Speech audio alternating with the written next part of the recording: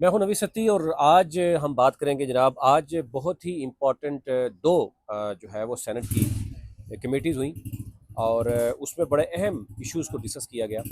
और आपके सामने रखते हैं। एक तो पीएमडीसी, आपको पता ही है कि पाकिस्तान भर में 121 मेडिकल कॉलेजेस हैं, मेडिकल और डेंटल कॉलेजेस हैं और उनके हमेशा से इश्यूज़ ही चलते रहते हैं। तो एक तो जो कमेटी है, सब कमेटी है, उसके ऊपर हम ये देख रहे हैं कि सेनेट की उसमें जो चेयर उसमें उसको किया गया है वो किया गया जनाब सेनेटर जो पलवशा मोहम्मद ज़ई ख़ान हैं। और बहुत ही बेहतरीन तरीके से आज उन्होंने उसको कंक्लूड किया। उस पर बात करेंगे कि पीएमडीसी के साथ जो 121 मेडिकल एंड डेंटल कॉलेजेस हैं उनको क्या हदायत दी थी, किस तरह की शिकायत जो है वो मौसूल हो रही हैं। और अब क्योंकि तादाद मज़ीद बढ़ गई है, क्योंकि जब देखा जाता है कि कोई सुनने वाला है तो बात की जाती है, अदरवाइज़ ये बहुत बड़ा माफिया है जो हमें देखने में नजर आया वहाँ पर जिस तरह की शिकायत थी। दूसरी जो कमेटी थी वो थी जनाब ओवरसीज़ की, जिसमें ईओबीआई के मामलात को डिस्कस किया गया कि ईओबीआई के जो बताया गया था तकरीबन जो 42 लाख लोग ईओबीआई को कंट्रीब्यूट करते हैं, उसमें 7 लाख पेंशन लेते हैं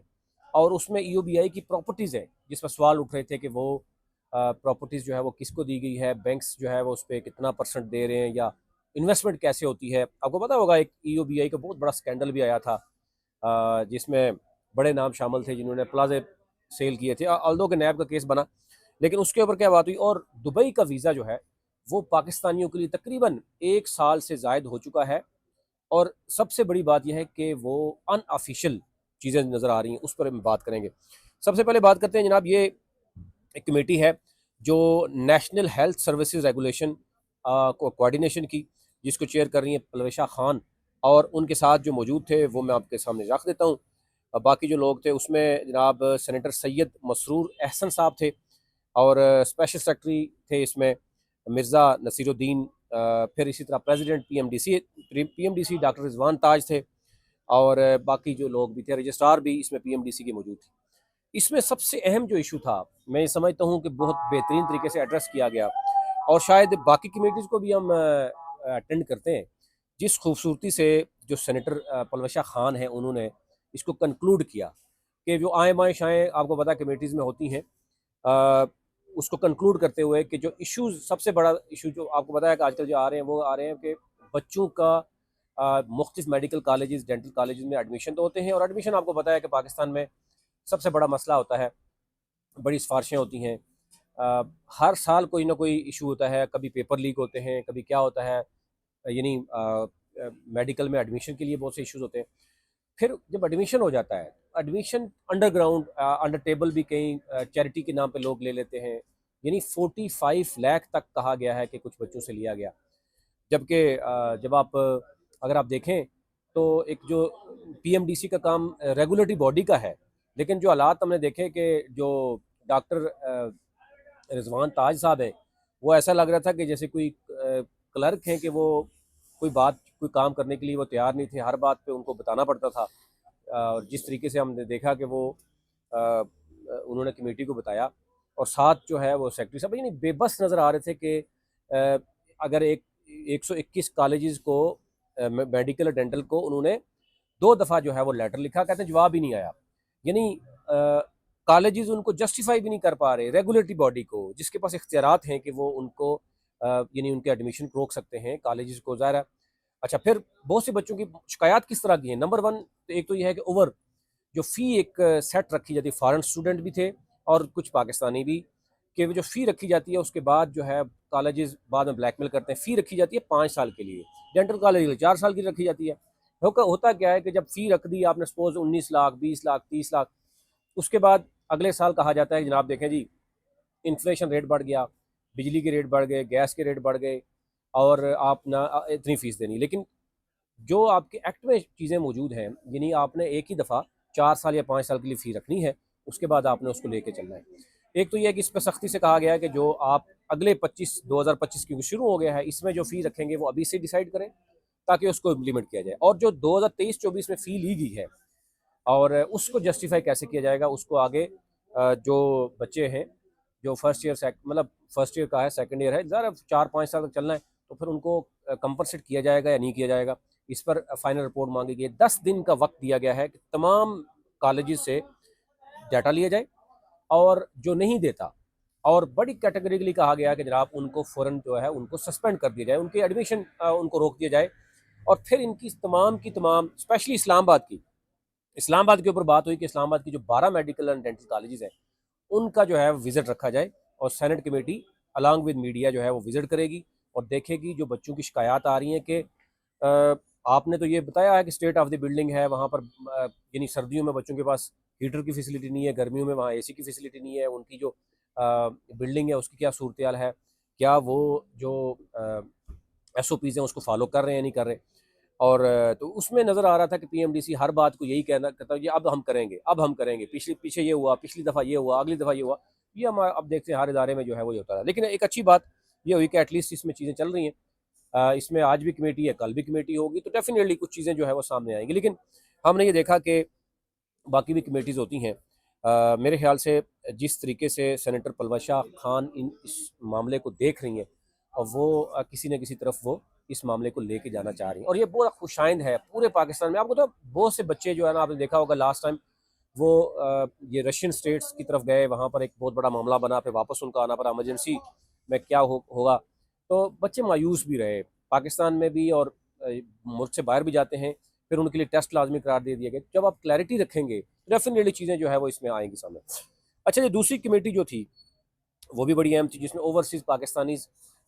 स्पेशली पाकिस्तान में लोग देखना चाह रहे हैं कि दुबई का वजह क्या है, कि दुबई का वीज़ा अनऑफिशियली आप जिस मुल्क को अपना पड़ोसी मुल्क यानी अपना दोस्त समझते हैं, वही मुल्क आपके ऊपर पाबंदी लगा के बैठ गया और आपको पता ही नहीं है। उसमें नज़र आया कि एक तो ये है कि इसहाक डार साहब जनाब वो कह रहे थे कि इन कैमरा सेशन रखना है, वो आना नहीं चाह रहे थे। फिर जो उसके जो चौधरी यानी ओवरसीज़ पाकिस्तानी वफाकी वज़ीर जो समुद्र पर पाकिस्तानी हैं, चौधरी सालेक हुसैन, वो उनकी अदम शिरकत पर बाकायदा तौर पर तमाम अरकान ने उस इजहार बरहमी का इजहार किया कि अगर वही नहीं है तो इसका मतलब है कि संजीदगी नहीं है। वो बेशक 10 मिनट 20 मिनट 25 मिनट के लिए आ जाते और वो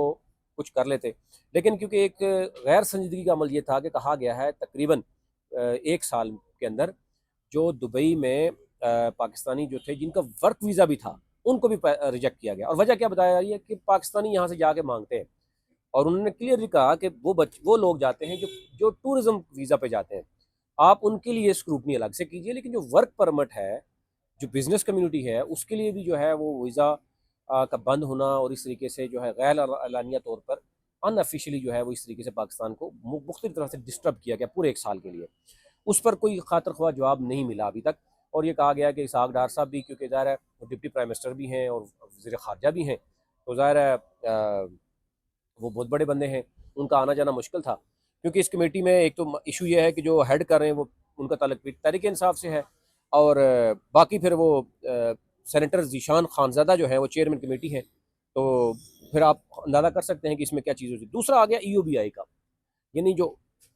इसमें ये होता है कि आपकी जो EOBI है, जो प्राइवेट सेक्टर है, उससे जो मुलाजमीन है उसको रजिस्टर किया जाता है और फिर उनको पेंशन दी जाती है। उसमें बताया गया है कि तकरीबन यानी एक तो EOBI के जो है उसमें ओल्ड एज, यानी अगर मेल किसी की 60 साल उम्र हो जाती है या खातून की 55 साल उम्र हो जाती है, और वो 36 माह तक उनकी जो किस्त होती है वो देते रहे, तो उनको जो है वो पेंशन मिलती है। मिनिमम 10,000 पेंशन होती है और मैक्सिमम जो है वो 29,000 तक पेंशन होती है। उस पर डिटेल दी गई, और फिर उन्होंने पैसा कहाँ पे इन्वेस्ट किया, और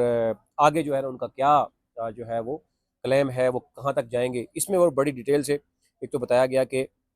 EOBI जो है उसका जो एक्सपेक्टेशन है वो 80 अरब तक है, और 40 अरब तक वो अभी तक है। और उसमें ये भी बताया गया कि 42 लाख जो यानी EOBI के जो रजिस्टर्ड जो है, आप समझते हैं कि जो वो होते हैं वर्कर्स हैं जो उनके साथ हैं, वो कंट्रीब्यूट करते हैं, और यानी ज़ाहिर है इसमें मंथली कंट्रीब्यूट करना अपनी सैलरी में से, और 7 लाख अभी जो है वो पेंशन लेने वाले वहाँ पे मौजूद है। तो वो कह रहे हैं, तो ये डाटा दिया गया कि वो पेंशन लेने वाले मज़ीद बढ़ते जाएंगे, इसलिए कंट्रीब्यूशन मज़ीद बढ़ना चाहिए। और उसमें उन्होंने इदारे बताए कि जो जितने भी सरकारी इदारे हैं, स्पेशली फोर्सेज हैं, वो तो डेफिनेटली इसमें नहीं आती। तो डेफिनेटली इसमें एक सिंपल सी डेफिनेशन बताएगी कि जिसमें 4 या 5 जिस भी कंपनी के पास मुलाजम है, वो एक छोटा सा रेस्टोरेंट क्यों ना हो, उसको EOBI जो है वो चाह रही है कि वो उसके साथ रजिस्टर्ड हों। और इसमें जो है वो उस कंपनी को बहुत फ़ायदा होता है कि उसके मुलाजमीन अगर 36 माह तक कंटिन्यूसली को देते हैं, अगर उनको जॉब चली जाती है तो डेफिनेटली वो एक अगर वो इसको साबित करते हैं और फिर ड्यूरिंग अगर किसी की डेथ हो जाती है तो उसको भी फ़ायदा होता है, और 60 ईयर्स अगर पूरी होती है तो उसको जो है वो पेंशन स्टार्ट हो जाती है। तो ये नहीं, उसमें बताया गया कि पेंशन 10,000 भी है और 29,000 तक मैक्सिमम पेंशन जो इसमें है। ये 2 कमेटियाँ थी, लेकिन दुबई का वीज़ा क्यों बंद है, कोई जो है वो इसका जवाब सामने नहीं आया। तो ये कमेटियाँ तो होती रहती हैं, लेकिन कुछ कमेटियाँ ऐसी होती हैं जो for the sake of entertainment ही हैं, कि लोग आते हैं, मिलते हैं, बैठते हैं, गपशप करते हैं, वापस चले जाते हैं। लेकिन मैं ये समझता हूँ कि जो पलवशा खान, सेनेटर पलवशा खान की जो कमेटी थी पीएमडीसी की, उसमें कुछ सेर हासिल गुफ्तगू हुई कम वक्त में। यानी आपने देखा होगा कि उसमें बच्चों के मसाइल, पेरेंट्स के मसाइल, एक बहुत बड़ा इशू है इस वक्त मेडिकल कॉलेजेस का, उस इशू को एड्रेस करने की कोशिश की और लिमिट दी गई, टाइम दिया गया, उसको लॉजिकली जो है वो कंक्लूड किया गया। ये ओवरऑल सूरत थी, आप तक रखनी थी। मजीद जो कमेटीज़ चल रही हैं, जो इशूज़ चल रहे हैं, उस पर बात करेंगे।